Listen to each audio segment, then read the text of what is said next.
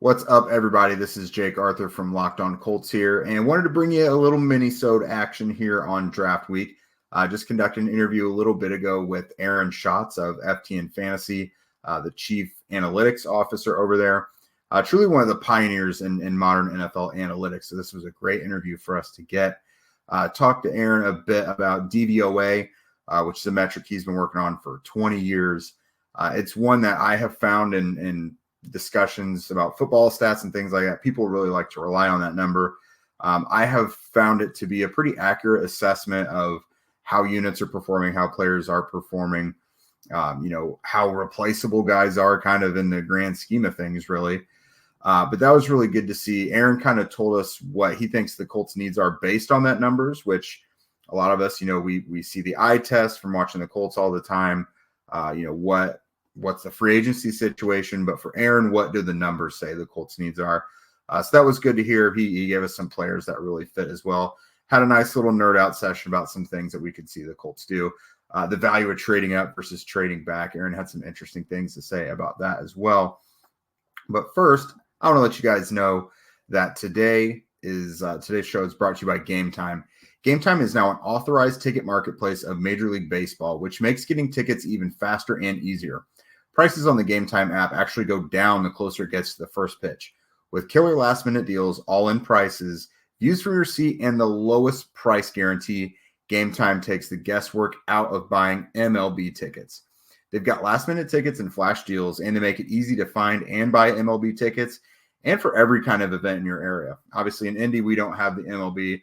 We do have the Indians, who's the farm team for the Pirates, but they do have Indians tickets on there as well. I was just looking on there. They've already got Fever stuff out. They've got stuff for comedy clubs and everything. So whatever entertainment you're looking for around Indy, and there is a lot of it, go to Game Time and they will have you covered. Again, take the guesswork out of buying tickets with Game Time. Download the Game Time app to create an account and then use code LOCKEDONNFL for $20 off of your first purchase. Terms apply. Again, create an account and redeem code Locked On NFL, LOCKEDON NFL for $20 off. Download the Game Time app today. Last minute tickets, lowest price, guaranteed. All right, what's up, everybody? I'm joined by a very special guest today. We have got the legendary Aaron Schatz, the creator of DVOA, of course, very famous metric that, honestly, I've come to find that most people I talk to lean on that quite heavily. He is the Chiefs Analytics Officer at FTN Fantasy. Welcome to the show, Aaron, and thank you for your time. Hey, good to be on. Thanks for having me on, man. Of course, right here, draft week, no better time than now. So DVOA, of course, has been around for quite some time. Most people in the football community know much about it, but for those of us, for those of our viewers here who aren't familiar, would you mind just giving us a quick rundown of DVOA and how it translates to the NFL? Sure. What I do is I assign success to every play based on the down and distance, and then that gets compared to a league average baseline, which is adjusted for situation and opponent. So over 0 means good offense, and under 0 means good defense. And it's just a really good way to measure team efficiency. I've been doing it for 20 years. We have the stat now going back to 1979. You can analyze by downs and by red zone and by different players, but also, do historical analysis. It's lots of really good stuff. Yeah. And of course, honestly, one of the things I've used it for before is the Colts special teams. That was always a good way for me, I think, to see, punting and kicking. I was like, are they doing their thing? But, when you stack up DVOA and you look at the Colts, picking right in the middle, their arrow should be pointing up if they get this Anthony Richardson thing, if they have gotten that right. But otherwise, what do you see based on DVOA that the Colts really ought to come out of this draft with? Well, I will say, okay, so first of all, let's be really honest. Yes, Anthony Richardson is the biggest issue with the Colts. We have no idea what he's going to be. Mm-hmm. My projection for the Colts right now for next year is down because you have to consider Richardson as basically a rookie, and most rookie quarterbacks are bad. But we don't know. Mm-hmm. He could be CJ Stroud. or he could be Zach Wilson. We really don't know. From the whatever 3 games that he played last year, we don't really have any idea of how good he is. What we do know is that Gardner Minshew is probably better than people give him credit for. So they're starting from average. They're not starting from bad and trying to get better. They're starting from average and trying to get better. If you look at their ratings last year, I mean, they were a very meh team. They were 13th on offense, better running than passing, but pretty, average in both. They were 20th on defense, and run and pass, neither one really stood out. They were 30th on special teams, but of course, you don't use your top draft picks to improve special teams, combined with the fact that one of the things they were particularly bad off on was kickoff coverage, which is completely different this year. So we have no idea what to expect. So I think you learn, not to diss my own statistic, but I think you learn more from looking at the roster than you necessarily do from the overall DVOA numbers when you look at what the Colts needs are. I think that the clearest need for them is a cornerback. Okay, I do have a new DVOA that I created last year using charting data that we have at FTN to chart cornerbacks based on coverage, based on their coverage on every snap where they are in coverage. And it will not shock you to learn that Kenny Moore is great. Yeah. However, Jalen Jones was good. Julius Brents was meh. Dallas Flowers was not good. Darrell Baker was not good. Now, cornerback coverage is more inconsistent than almost anything else in the NFL, so it's hard to predict with it. But there's no question they need another cornerback. Like that is the biggest need that this team has, is another cornerback. Then I think that there's a lot of places on their roster where there aren't obvious holes, where there are players where you look at and go, that's a reasonable player. The problem is there aren't enough places on their roster where you go, that's a really good player. It's harder to replace reasonable players than to replace holes. Right? Yeah. Like, Kwity Paye and Ebukam and it looks like they really could use like an edge rusher. But it's not that they particularly have a hole in edge rusher. There are some guys with some talent, right? I've got a soft spot for Kwity Paye because he's from Providence. There you go. The safeties are reasonable, but you don't look at the safeties and go, yeah, that's a good team at safety. But you also don't look at the safeties and go, oh my God, there's a gaping hole at safety. Like, I think right guard, would be a good place to upgrade. But receiver, it's the same way, right? Like, we don't quite know what Josh Downs is yet. Alec Pierce is kind of, a reasonable guy. Pittman's kind of special. But you're like, they could probably use an upgrade at receiver. But it's not that they particularly have a hole in the top 3 at receiver. Now, they don't have any depth at receiver. So it's a lot of, where do we want to improve our team where we're 6? We're a 6 out of 10. In a lot of places, we're a 6, and we would rather be an 8. But which of those positions do we want to try to improve? And then what are we getting out of Richardson? But other than cornerback and maybe guard, I think this is a team that can probably go best player available in every spot because they really just need help. There's a lot of places where they need to try to hit on a guy. I totally agree. I think that's what makes them one of the most interesting teams because, like you said, I don't want to say they're kind of stuck in limbo, but some of these guys you're at least contractually obligated to, and they're not. Them being on the roster isn't necessarily an albatross, but it's possible to upgrade over them.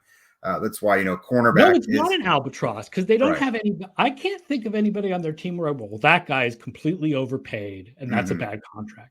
There's none of that. It's just a lot of 6s. Yeah. What you want are more 8s. You want more DeForest Buckners. Yeah. Luckily for them, you mentioned cornerback and receiver. That luckily is a position that seems pretty rich for them right there at 15. But another thing for the Colts, which you never know, I think it would be uncharacteristic for them to move up in the first round just because we haven't really seen them do that. But Chris Ballard it's not an if, but when he is going to move back to acquire more picks. And you almost got to think with like a hunk of players in this draft that match those needs you mentioned, it makes a lot of sense to scooch back maybe, 5-7 picks and just take the best guy available on the board. The number one thing that analytics has learned in the last 20 years about the NFL draft is that it is good to move back. Trading down is almost always a good idea. The only trade up that tends to make sense is for a quarterback because quarterbacks are so special. Otherwise, it makes sense to trade down. Now, there's some research being done that suggests that those of us in the analytics community may have sort of overstated the value of second and third round picks, because while the average value of second and third round picks is underrated, the chances of getting a superstar are so much better in the first round that it makes those first round picks worth a little more. But that being said, you really want as many lottery tickets as possible. And the biggest thing that you can learn about the draft is nobody knows as much as they think they know when it comes to which of these players are going to turn into really good NFL players. None of us, we all overestimate our ability to project players into the NFL. So the best knowledge you can have is knowledge of your own fallacies, of the fact that you are not going to be as good at projecting players. And the idea of trading up comes with the idea that you know who's going to be good in the NFL. So you have a guy and he's at this position on your board, and you've got to jump ahead of some other team to get that guy, because you know that guard is much better than whoever the next guard is. But the reality is we don't really know that guard is much better than the next guard is. And probably that guard has like a 2% chance of being better than the next guard. And we don't even know if that's true. So the best thing you can go into the draft knowing is that you overrate your own ability to know. That's why you got to be humble. And like you mentioned, you got to know that, you are not all knowing, and you got to just get more shots at the board. That's why the Colts wound up with 12 picks last year, because Chris Ballard just says, as many shots as I can get on that. Some of the most successful teams of the last few years.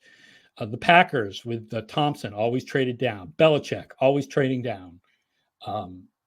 They amassed picks, and they got good players in the second and third and fourth rounds by amassing picks. And, is a player in the third round as likely to become a star as a player in the first round? No. But are 3 players in the third round more likely to produce a star than 1 pick in the first round? Yes. Absolutely. So something not draft related here. Obviously, Matt Ryan has decided to hang him up, and kind of had a fascinating, I guess, last decade to his career, but obviously factors into the Colts here a little bit. Spent a pretty chaotic season in which it seemed like he was just kind of along for the ride. But we're gonna try and appreciate some Matt Ryan here.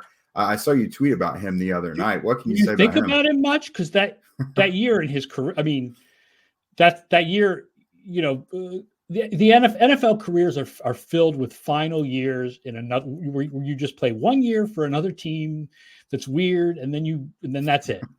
And the NFL is filled with that, and the Colts have had a lot of it over the last couple years with Rivers and Ryan. But I mean, nobody will ever think of him as a Colt. I don't even know if Colts fans think of him as a Colt. He's going to be a Falcon forever. I mean, that's his career.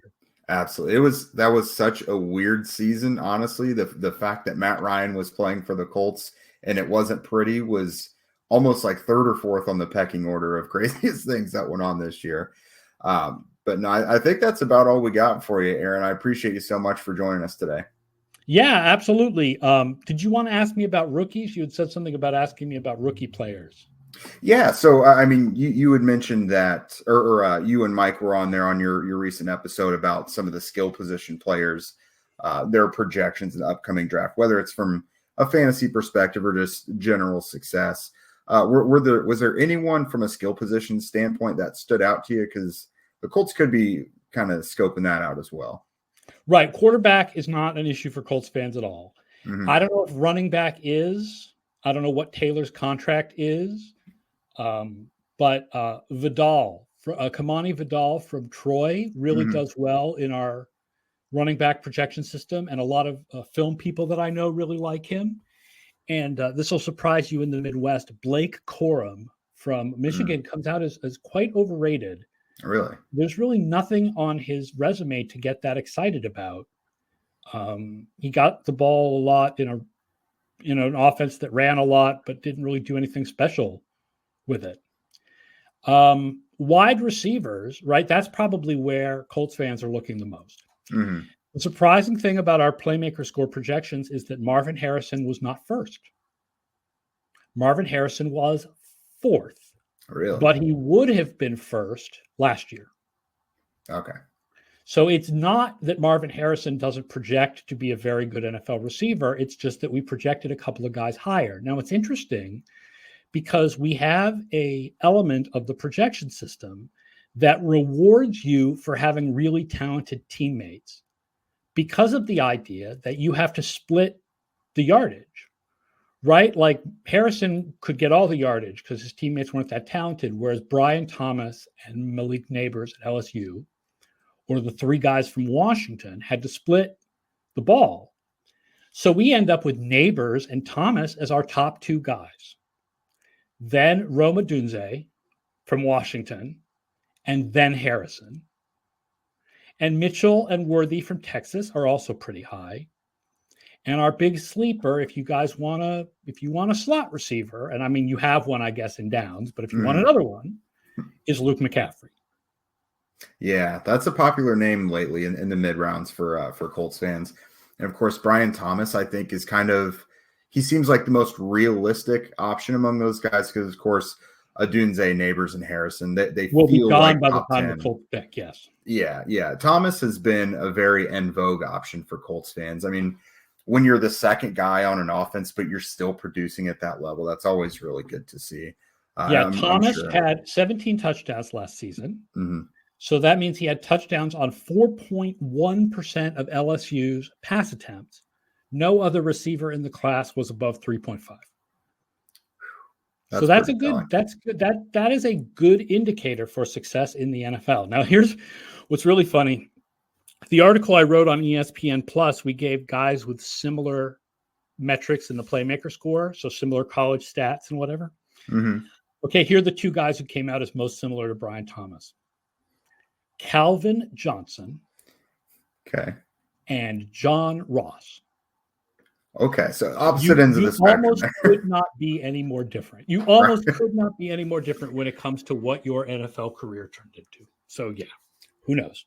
If you split the middle, though, that's still pretty good because the Calvin Johnson part is so high above. So Thomas is a good guy. I think Thomas is better. The playmaker score certainly thinks Thomas is better than what scouts, most of the big boards seem to have it as. And playmaker definitely says if the Colts took Thomas at what are they, 17th?